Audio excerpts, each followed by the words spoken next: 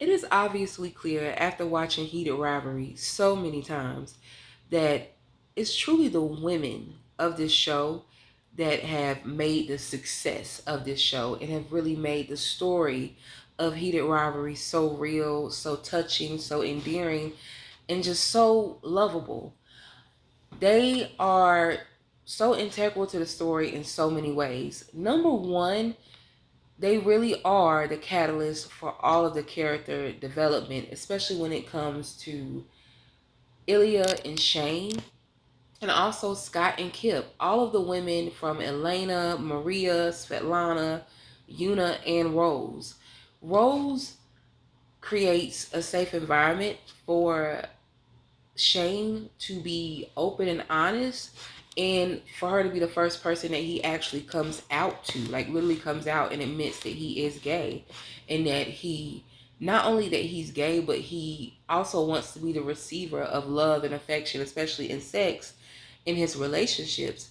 And to know that Rose is a new person in his life.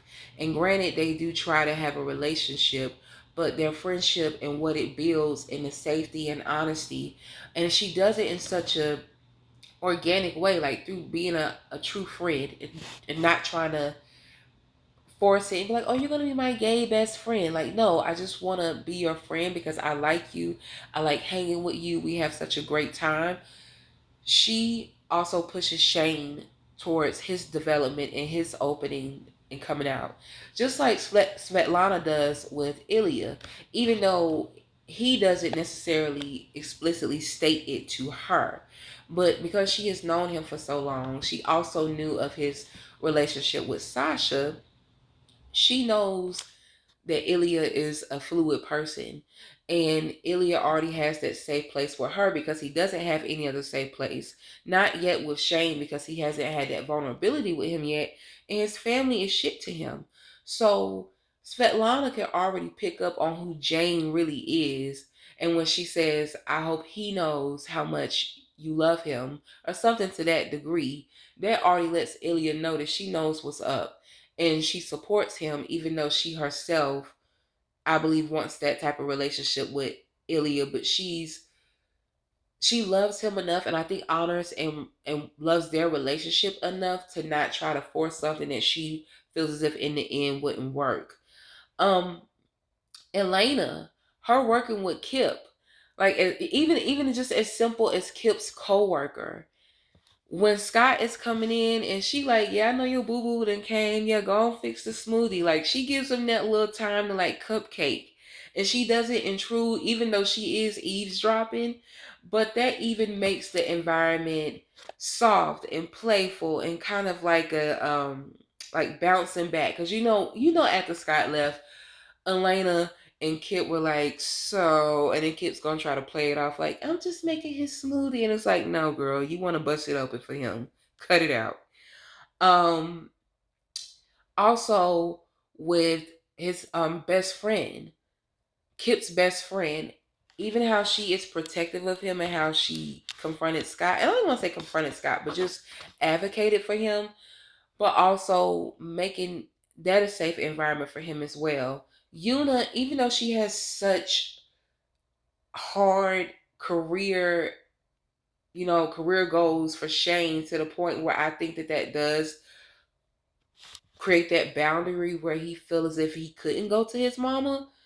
She still loves her son, and she loves him enough to know that if she played a part in him not feeling safe enough to come to her, she apologized to him in the end. And that is tremendous, especially for um, LGBT kids growing up and not feeling supported, or just not feeling as if they have someone to talk to.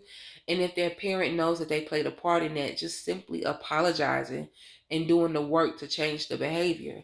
That is monumental, because a lot of parents feel like they don't have to do that with their children. But the female perspective overall truly makes Heated Rivalry what it is, and truly makes it the powerhouse that it has been. Because the book was written by a woman for a gay love story. And because of that, I think we get to see men in their romantic love for one another, and it feels intentional, even if it feels brand new, even if it feels scary and even if it feels unsure, we still feel that Ilya and Shane are intentional in their desire and their want for each other. Because I mean, technically, they keep showing up for each other over this 9 year period. Yes, they have their like situationship, but I truly believe if it wasn't what it was, they would have been let go of it a long time ago. Another way that I feel as if the female perspective truly worked wonders for heated rivalry was the love scenes. The love scenes were very sexual and even erotic, but yet intimate. Like it still gave that I'm with the person that I want to be with. I'm with the person that I love and the person that I care about. So I can, you know, I guess stretch your freak in a way in ways that I never thought I would because I feel safe and comfortable with this person. And I think it shows that you can have graphic love scenes, especially if the production of the scene is written in a way to add to the storyline and make sense for the character while still being a visual aid, but not just feeling like it's all physical. Because in those moments, it felt like they were making love with each other and making love to each other and not just like because sex in a lot of heterosexual love scenes and especially with a male gaze can sometimes feel like it's something that's just being done to the woman and not an experience that's being shared between both parties. And so that adds a softness, that adds an approachable an approachable lane to it. And I think it also helped men, even if they were just curious and watching it, feel comfortable and safe in this setting, even in this storytelling. And I think the fact that it is made by a woman, even though it's directed by Jacob Tierney, written by Rachel Reed, and the overwhelming focal point of the women of the show, I think that helps because we as women were always taught to be caring and considerate, even though that is to a lot of times to our own detriment. In this show and in this setting, I think it helped all viewers, but especially men, watch the show and feel safe to see the characters show up authentically and possibly even see themselves in it. Maybe if they have some, fluidity about their sexuality and also see those characters be supported because I actually think there's a lot of fluidity to sexuality. I kind of don't believe everyone is like a hard straight or hard whatever because a lot of times it is just the person that you have this relationship with or you have this connection with, and then you feel vulnerable or you just feel the inclination to go further into it. And especially when you think about how groups work, most women are around other women, most men are around other men. So you build a lot of your foundational relationships within the same sex. And you learn how to trust, you learn how to give and receive, whether that's affection, service to one another. So that also can create an environment for you to become endearing to the same sex because you spend a lot of time around the same sex, and then you not just spending time but also building relationships with them, and that feminine aspect truly helps heated rivalry, and I believe truly has made heated rivalry what it is, the women of the show.